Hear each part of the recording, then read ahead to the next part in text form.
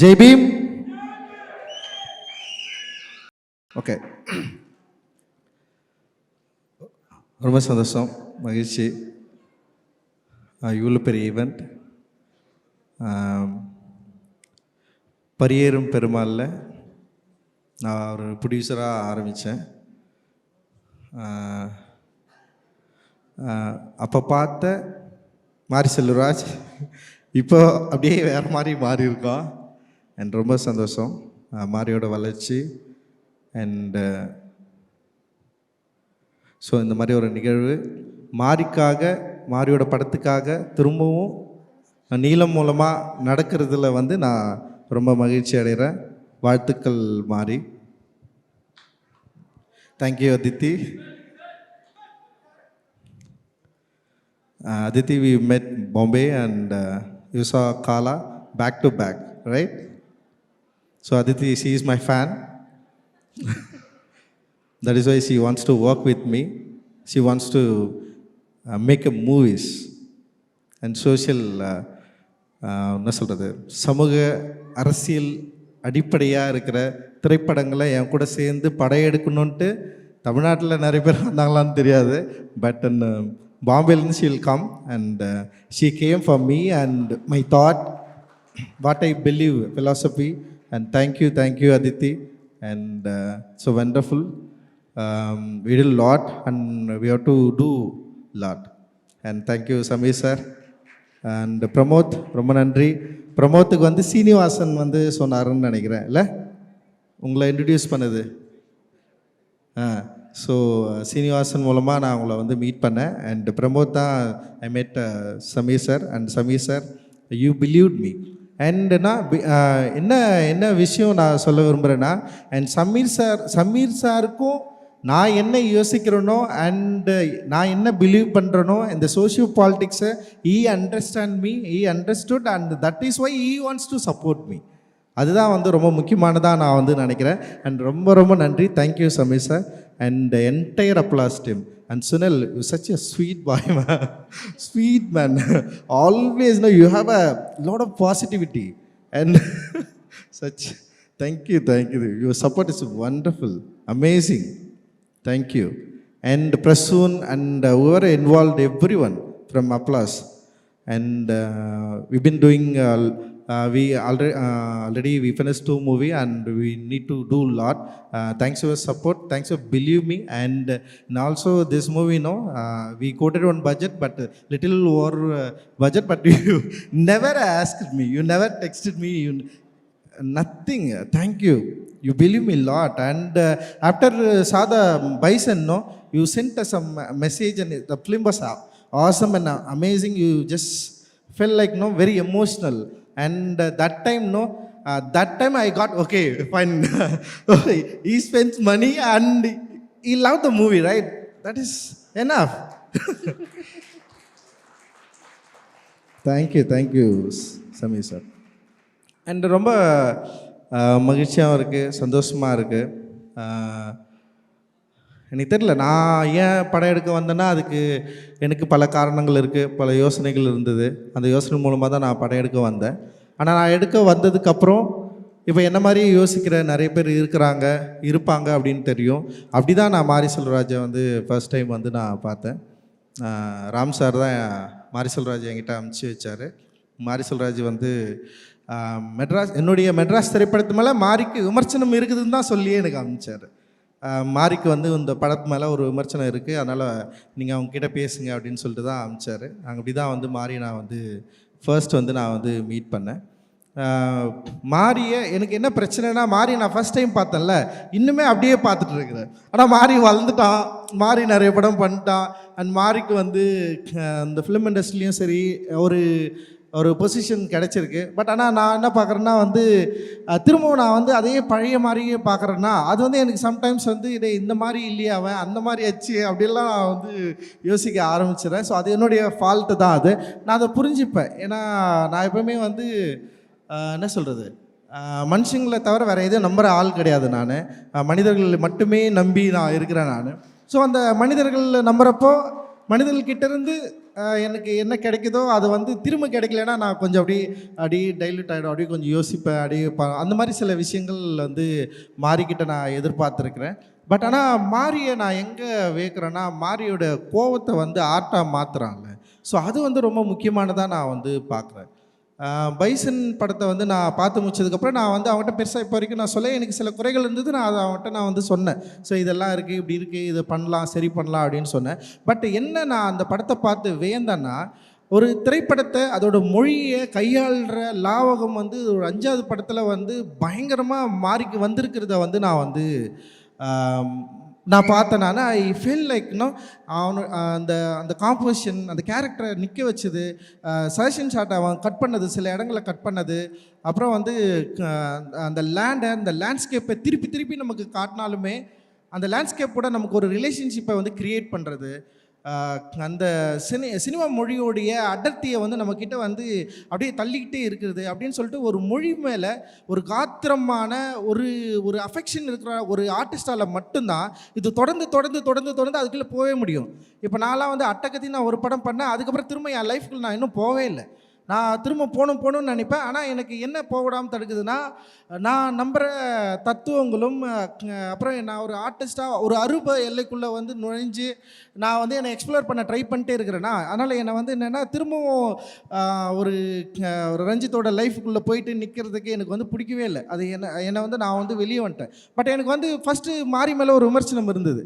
ஏன் மாரி தொடர்ந்து இதையே பண்ணிட்டுருக்கான், மாரி ஏன் இதையே பேசிகிட்டே இருக்கு, அதாவது என்னென்னா ஒரே லைஃபே காட்டிகிட்டே இருக்கிறான் அப்படின்னு எனக்கு தோன்றப்போ வந்து மாரியோட சில இன்டர்வியூ நான் வந்து அப்பப்போ நான் கேட்பேன். அப்படி கேட்குறப்போ மாரி சொல்கிறது தான், பல கதைகள், சொல்லப்படாத கதைகள் இருக்குது அவனுடைய வாழ்க்கையில் அப்படின்ற பல என்ன சொல்கிறது எமோஷ்னலான இடங்கள் இருக்குது, பல துண்டு கதைகள் இருக்குது அப்படின்னு சொல்கிறப்போ இது எல்லாத்தையும் வந்து ஒரு ஆர்டிஸ்ட் வந்து சொல்லிக்கிட்டே இருக்கணுமானோ எனக்கு தோணும். ஏன்னா ஆர்ட்ன்றது வந்து ஒரு சமயத்துக்கு அப்புறம் அப்படியே இன்டர்பியர் என்ன சொல்கிறது அப்படியே வளர்ந்து வேற ஒன்றா மாறி அப்படி போகணும்ல, அப்படி தான் நான் வந்து யோசிப்பேன் நான். பட் ஏன் மாறி வந்து ஒரே இடத்துல நிற்கிற மாதிரி எனக்கு தோணிகிட்டே இருக்கும். பட் ஆனால் மாறி அந்த ஒரு இடத்துல இல்லை, தன்னுடைய உலகத்தை வந்து பயங்கர பெருசாக மாற்றிட்டு இருக்கிறதா நான் வந்து ஃபீல் பண்ணுறேன். ஆக்சுவலி என்னென்னா, ஃபஸ்ட்டு மாரி செல்வராஜுக்கு கிடைச்ச அந்த பரியேறும் பெருமாள், இப்போ பைசனுடைய வேர்ல்டை நம்ம பார்க்குறப்ப பைசனோட வேர்ல்டு வந்து பயங்கர எக்ஸ்பேண்ட் ஆகிருக்கு. அந்த எக்ஸ்பேண்ட் ஆகிருக்கிறதுல வந்து அந்த விஷுவல் லாங்குவேஜ் வந்து பயங்கரமாக எனக்கு வந்து ரொம்ப பிடிச்சிருந்தது. ஐ ஃபெல்ட் நான் வந்து அந்த விஷுவல் லாங்குவேஜுக்குள்ளே தான் நான் வந்து மாட்டிக்கிட்டேன். பீயிங் ஆர்டிஸ்ட் எனக்கு வந்து ஒரு என்ன சொல்கிறது, எனக்கு படம் பார்த்துட்டு வந்து பிடிச்சிருக்கு பிடிக்கலன்னு சொல்கிறத விட எனக்கு என்னென்னா, எனக்கு எவ்வளவு அந்த படம் என்னை வந்து இன்ஃப்ளூயன்ஸ் பண்ணுது அப்படின்றத நான் பார்ப்பேன். இன்ஃப்ளூயன்ஸ் மீன்ஸ் வந்து அது என்னை கொண்டாட்டமாக ஆக்குது. சில படங்கள் எனக்கு பயங்கரமாக பிடிக்கும், பட் ஆனால் அந்த படத்தை உடனே மறந்துடுவேன். ஒரு சில படங்கள் வந்து என்னால் பாதி கூட பார்க்க முடியாது, பட் அந்த படம் எனக்கு ரொம்ப தூரமாக என் கூடவே ட்ராவல் பண்ணும். ஸோ அந்த மாதிரி தான் நான் வந்து சினிமாவை நான் பார்க்குறேன். சினிமான்றது வந்து சும்மா ஏதோ ஒரு ஒர்க் ஆஃப் ஆர்ட்டாக நான் வந்து பார்க்கலாம். அது பயங்கரமான ஒரு ஆர்டிஸ்டிக் ஒரு மீடியமாக நான் பார்க்குறேன். ஸோ அந்த மீடியமை மாறி இப்போ வந்து பயங்கரமாக அதுக்குள்ளே அதை கையாளுற ஒரு இடத்துக்கு வந்திருக்கிறதா நான் வந்து பார்க்குறேன். அது பைசனில் வந்து பயங்கரமாக அது தெரியுது. வாழ்த்துக்கள் மாறி, ரொம்ப ரொம்ப சந்தோஷம். உன்னை நான் மனசார உண்மையிலே வந்து நினச்ச வாழ்த்துறேன். நீ ஒரு நல்ல ஆர்டிஸ்ட், நீ ஒரு பெரிய ஆர்டிஸ்ட் அப்படின்னு நான் வந்து நான் நினைக்கிறேன். அண்டு எல்லாருக்கும் அப்படி தான் தோணுன்னு நான் நினைக்கிறேன். அண்டு இந்த படத்தில் நடித்த எல்லாருமே வந்து பயங்கரமாக நடிச்சிருந்தீங்க. எல்லாருமே அந்த கேரக்டராகவே அப்படியே மாறி இருந்தீங்க. துரு விக்ரம் பேர் போட்டிருந்தது. என்னடா இது விக்ரம் பேர் காணோம் அப்படின்னு நான் வந்து யோசித்தேன். அண்டு துரு அப்படின்ற ஒரு பேர் எனக்கு விக்ரம் சார் பற்றி நான் சின்னதாக நான் சொல்லிக்கிறேன். எனக்கு நான் என்னுடைய திரைப்படங்களில் நடித்த நிறைய நடிகர்களை பார்த்து பயங்கரமாக மிரண்டு போயிருக்கிறேன். எனக்கு வந்து ஆர்டிஸ்டோடு தான் நடிக்க எனக்கு வந்து பிடிக்கும். ஆர்டிஸ்ட் மீன்ஸ் வந்து நடிப்பை வந்து பயங்கரமாக என்ஜாய் பண்ணுறவங்க கூட தான் வந்து என்னால் ஒர்க் பண்ணவே முடியும். அது வெறும் ஒரு தொழிலாகவோ இல்லை வியாபாரமோ எனக்கு அப்படி இருக்கிறவங்க கூட நெருங்கவே முடியாது. நான் பார்த்தா பயங்கர எக்ஸ்ட்ரானரி ஆர்டிஸ்ட் 2 பேர் இருந்தாங்க. அதில் ஒன்று வந்து இங்கே இருக்கார் அண்ணன் பசுபதி அண்ணா வந்து இருக்கார். நான் மிரண்டு போயிருக்கேன். ஏன்னா பசுபதி என்ன சொன்னார், ஒரு இயக்குனர் என்ன சொல்கிறாரோ அதுதான் நான் செய்வேன்னு சொல்லுவார். நான் வந்து நடித்து காட்ட மாட்டேன். பசுபதி அண்ணன்கிட்ட நான் இன்றைக்கி வரைக்கும் என்னுடைய ஆர்டிஸ்ட்கிட்ட நான் நடித்து காட்டினதே கிடையாது. ஆனால் நான் என்ன சொல்லுவேன்னா, ஒரு ஆர்டிஸ்ட்டுக்கு ஒரு நடிகருக்கு ரொம்ப முக்கியமான ஒரு தன்மையே வந்து இயக்குனருக்கு என்ன வேணுன்றதை வந்து அவர் புரிஞ்சுக்கிட்டு தன்னுடைய உடல் மொழியில் கொண்டு வரணும் அப்படின்னு தான் நான் வந்து விரும்புவேன். ஸோ நான் நடித்து காட்டினா என்ன மாதிரியே அவர் நடிச்சிருவார். பட் ஆனால் வந்து அதனால் நான் நடித்து காட்ட மாட்டேன். நீங்களே பண்ணுங்கண்ணான்னு சொல்லுவேன். அண்ட் வந்து அவர் சார்பட்டா பரம்பரையில் வாத்தியாராக அவர் பண்ணது, ரங்கன் வாத்தியாராக பண்ணது வந்து எக்ஸ்ட்ராடினரி ஒர்க்கு. அண்ட் அதை விட எனக்கு தங்கலானில் அவர் பண்ணதை தான் நான் மிரண்டு போனேன். நான் இப்படி ஒரு ஆள் அது பண்ண முடிஞ்சதுன்னு சொல்லிட்டு அந்த பசுபதி அண்ணனை நான் மிரண்டு பார்க்குற ஒரு ஆள். அதுக்கப்புறம் வந்து நான் மிரண்டது என்னன்னா, உண்மையிலே வந்து சியான் விக்ரம் சார் தான் வந்து எக்ஸ்ட்ராடினரி ஆர்டிஸ்ட். அவரே எனக்கு தெரியல, தங்கலான் அவருக்கு எத்தனாவது படம் தெரியல, எனக்கு ஒரு 6வது படம் அப்படின்னு நான் நினைக்கிறேன். பட் அவருக்கு எத்தனாவது படம் தெரியல. நான் அவர்கிட்ட கேட்டேன், நீங்கள் எதுக்கு இவ்வளோ கஷ்டப்படணும், இவ்வளோ வருஷத்துக்கு அப்புறம் இத்தனை படம் நடித்ததுக்கப்புறம் நீங்கள் எதுக்கு இவ்வளவு உடல் உழைப்பு தரணும் அப்படின்னு நான் கேட்டேன். நான் எது உங்களை வந்து ட்ரைவ் பண்ணுது, எது உங்களை வந்து தூண்டுது, எது வந்து உங்களை வந்து புஷ் பண்ணுது, நீங்கள் இப்படி நடிக்கணும்னு சொல்லிட்டு உங்களை எது வந்து உங்களை சொல்லுது அப்படின்னு சொல்லிட்டு நான் அவர்கிட்ட நான் கேட்டேன். அப்போ அவர் வந்து அப்படி இல்லை, ஆக்டிங் பற்றி அப்படியெல்லாம் பயங்கரமாக சொன்னார். பட் ஆனால் எனக்கு என்ன தோணுச்சுன்னா, தங்கலான் படத்துக்கு அப்புறம் வந்து அவருக்கு இந்த சமூகம் தர வேண்டிய ஒரு மரியாதையை தந்துதா அப்படின்னா வந்து நிச்சயமாக இல்லை. அவருக்கு வந்து பெருசாக அங்கீகாரம் யாருமே தரல. ஏன்னா ஒரு படம் வணிக ரீதியான வெற்றி இல்லை அப்படின்ற இடத்தோட ஒரு நடிகனுடைய நடிப்பு நின்றுதா அப்படின்னா எனக்கு ஒரு பெரிய கேள்விக்குறியே இருந்தது. அண்ட் தங்கலான் படத்தில் அவர் நடித்தது வந்து எந்த விதத்திலையும் குறைவில்லாதது. ஒருவேளை வந்து டிரெக்டராக நான் வந்து அந்த படத்தை கரெக்டாக மக்கள்கிட்ட கொண்டு போய் சேர்க்கறது என்னுடைய மொழி வந்து சிக்கலாக இருந்திருக்கலாம். பட்டு அந்த தங்கலான் கதாபாத்திரத்தில் சியான் விக்ரம் ஏற்று நடித்த அந்த உடல் மொழி இருக்குல்ல, அது பயங்கர எக்ஸ்ட்ராடினரியான ஒரு ஒர்க்கு.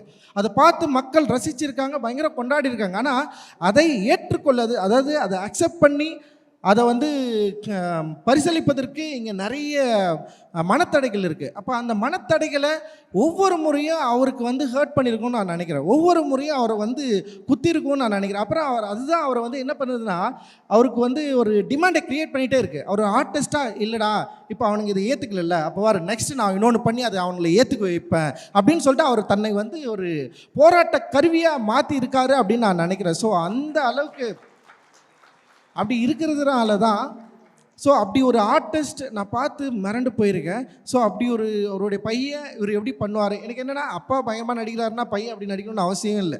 ஏன்னா வந்து திறமை என்பது வந்து பிறப்பின் அடிப்படையில் இல்லைன்னு நான் நம்புகிறேன். திறமை என்பது வந்து அது வந்து என்ன சொல்கிறது, நம்முடைய வசதி வாய்ப்புகளோடு சேர்ந்து வர்றது தான். அது வந்து ஒரு என்ன சொல்கிறது, பிறப்பின் அடிப்படையில் உருவாகிறது கிடையாதுன்னு நான் நம்புகிறேன். பட் ஆனால் துருவாக இருக்கட்டும், இந்த படத்தில் நடித்த எல்லாருமே இருக்கட்டும், அண்ட் அவங்களுடைய ஆக்டிங் வந்து எக்ஸ்ட்ராடினரியாக இருந்தது. அண்ட் துருவோடைய அந்த ப்ரெசன்ஸு, அவருடைய அந்த லுக்கு, இது எல்லாமே வந்து என்னை வந்து ரொம்ப வியக்க வச்சுது. துருவ, நீங்கள் வந்து நீங்கள் மிக நீண்ட தூரம் போக போகிறீங்க. உங்களுடைய பயணம் மிக நீண்ட பயணமாக இருக்க போகுது. அண்ட் வந்து அந்த பயணத்தை வந்து அப்பா இன்னைக்கு வரல, அவர் டெஃபினட்டாக அது வந்து நிச்சயமாக உங்களுக்கு அவர் வாழ்க்கையிலேருந்து நீங்கள் அதை வந்து கற்றுப்பீங்க அப்படின்னு நான் வந்து நம்புகிறேன். And you did very fantastic work. And அதே மாதிரி வந்து அனுபமா அண்ட் ரெஜிஷா அண்டு அண்ணன் பயங்கரமாக நடிச்சிருக்காரு. ஸோ இவங்க 2 கேரக்டர் வந்து வேறு லெவலில் பேச, லால் சாரும் வந்து அண்டு பாண்டியராஜா கேரக்டர் வந்து முக்கியமாக தென்பகுதிகளில் ஒரு முக்கியமான கனெக்ஷன் இருக்குது. டெஃபினட்டாக அதை பற்றி பேசுவாங்க. அண்டு தேங்க்யூ மனத்தி கணேசன் அண்ணா, ரொம்ப ரொம்ப நன்றி. நீங்கள் வந்து எங்களுக்கு வந்து சப்போர்ட்டிவாக எங்கள் கூட இருந்து உங்களுடைய லைஃப்பை எங்கள் கூட ஷேர் பண்ணி எங்களை நம்பி எங்களோடு பயணித்ததுக்கு வந்து மிக மிக மிக மிக நன்றி. அண்டு பசுபதி அண்ணா ரொம்ப ரொம்ப சந்தோஷம், தேங்க்யூ. அண்டு நிவாஸ் வந்து சொன்ன மாதிரி தான், அவனுக்கு வந்து ஒரு நியூ ஸ்டார்ட், அது எக்ஸ்ட்ராடினரியாக இருந்தது. நான் வந்து இந்த பாட்டு கேட்டு நான் அவனுக்கு ஃபோன் பண்ணேன், என்னடா பாட்டது, அது பாட்டு கேட்டு எனக்கு ரொம்ப எமோஷ்னலாக ஆகிட்டேன். நான் எப்பறம் ஏன்னா நான் ஒரு தெரியலையே, ஒரு ஆர்ட்ன்றது அதுதான் செய்யும், நம்மளை வந்து பிரேக் பண்ணும். அவனுடைய மியூசிக் வந்து என்னை வந்து பயங்கரமாக பிரேக் பண்ணிச்சு. நான் வந்து உடனே ஃபோன் பண்ணி அவன்கிட்ட வந்து நான் பேசினேன் நான். அண்டு ஒரு எக்ஸ்ட்ராடினரி ஆர்டிஸ்ட் வந்து எல்லாருக்கும் விசிபிளாக தெரிய ஆரம்பிச்சிருக்காரு. இந்த படத்திலிருந்து நிச்சயமாக வந்து உங்களுக்கு இன்னும் பெரிய வாய்ப்புகள் கிடைக்கும். அண்ட் இந்த படத்தில் பைசன் படத்தில் ஒத்துழைத்த எல்லாருக்குமே வந்து என்னுடைய பெரிய நன்றிகள். அண்டு நீலம் ப்ரொடக்ஷன் அண்டு நீலம் ஸ்டுடியோஸ் ரெண்டுமே வேறு கிடையாது. நாங்கள் 2 பேரும் அண்ட் அதித்தியும் நானும் ஒன்று சேர்ந்து நீலம் ஸ்டுடியோஸ்னு ஆரம்பித்தோம். இதில் நிறைய படங்கள் பண்ணுறதா இருக்கிறோம். அண்டு இந்த நீலம் ஸ்டுடியோஸில் நிறைய பேர் எங்கள் கூட சேர்ந்து ஒர்க் பண்ணிருக்காங்க. இவங்களுக்கு எல்லாருக்குமே என்னுடைய நன்றிகள். ப்ரொடக்ஷன் மேனேஜர்ஸ் அண்டு வந்து இபி அண்ட் காமராஜ் நிறைய பேர் இங்கே இருக்கிறீங்க. அண்டு விபிஆர் அப்புறம் யார் இருக்குது, ஓகே, யாரெல்லாம் இருக்கிறீங்க எல்லாருக்குமே நன்றி, ரொம்ப ரொம்ப நன்றி. அண்டு மாரி செல்வராஜ், உன்னுடைய பயணம் இன்னும் எனக்கு எப்பவுமே பாபாசாஹேப் அம்பேத்கர் தான் என்னுடைய எல்லா பிரச்சனைகளுக்கும் ஒரு வழிகாட்டி. அவர் தான், வேறு யாருமே கிடையாது. நான் எப்பவுமே அவர் யோசிப்பேன். ஏன்னா நல்லா யோசிச்சு பாருங்களேன், இந்த இந்திய சமூகத்தில் ஒட்டுமொத்த இந்திய மனமும் ஒருவரை வெறுக்கிறது, அவரை வந்து பழி சொல்லுது. ஆனால் இந்த பழி சொல்லக்கூடிய இந்த மக்களை வெறுக்காம தன்னுடைய வாழ்க்கையை இந்த மக்களுக்காகவே அர்ப்பணித்தவர் தான் பாபாசாஹேப் அம்பேத்கர். ஸோ அவர் வந்து காஸ்ட் டிவைட்னால இவ்வளவு பாதிப்பு பட்டாலும், எவ்வளவு நெருக்கடிகளை சந்தித்தாலும் ஒருபோதும் இந்திய மக்களை, இந்த இந்தியாவை அவர் கைவிட்டதில்லை. அவர்களை, இந்த மக்களை வந்து அவர்களை வழிபடுத்த, அதாவது நெறிப்படுத்தணும், சரிப்படுத்தணும்னு சொல்லிட்டு தன்னுடைய கடைசி நொடி வரைக்கும் வந்து உழைத்தவர் பாபாசாஹேப் அம்பேத்கர். அவர் ஒரு காலமும் இந்த மக்கள் கொடுத்த வெறுப்பை வெறுப்பாக திருப்பி கொடுக்காம அது என்ன பண்ணுறாருன்னா, அவர்களுடைய மக்களுடைய அந்த வெறுப்பை அழிக்கக்கூடிய ஆற்றலை தனக்கு ஒரு சக்தியாக மாற்றிக்கொண்டு மக்களை நெறிப்படுத்தக்கூடிய தத்துவத்தை உருவாக்கிட்டு போயிருக்காரு. ஸோ அவர் தான் என்னுடைய வழிகாட்டி. அந்த வழிகாட்டியை அந்த வழியில் நான் இருக்கிறேன் அப்படின்றதுல வந்து எனக்கு வந்து ரொம்ப மிக பெருமையாக இருக்குது. அண்டு ரொம்ப சந்தோஷம் உங்களை எல்லாரும் நான் சந்தித்ததில். அண்டு எங்கள் திரைப்படத்தை எங்களோடு சேர்ந்து ரிலீஸ் பண்ணுற 5 ஸ்டார் செந்தில் அண்ணன், அவர் எனக்கு அறிமுகப்படுத்தின வந்து நந்தகுமார் அண்ணன், அண்ட் வந்து ஜெகதாம்பா ஃபிலிம்ஸ், அண்டு அவர் அறிமுகப்படுத்தின போஸ் அண்ணன், இவங்களுக்கு எல்லாருக்குமே வந்து என்னுடைய நன்றிகளை தெரிவிச்சுக்கிறேன். அண்டு யாக்கே பாய் அவருக்கும் என்னுடைய நன்றியை தெரிவிச்சுக்கிறேன். நெட்ஃப்ளிக்ஸ்க்கு வந்து என்னுடைய நன்றியை தெரிவிச்சுக்கிறேன். அண்டு சந்தோஷ், இது மாதிரி நிறைய பேர் இருக்கிறீங்க. Thank you, thanks lot. நான் படப்படன்னு அப்படியே பேசுவேன். இதுதான் நான். தேங்க்யூ, ரொம்ப நன்றி. ஜெய் பீம்.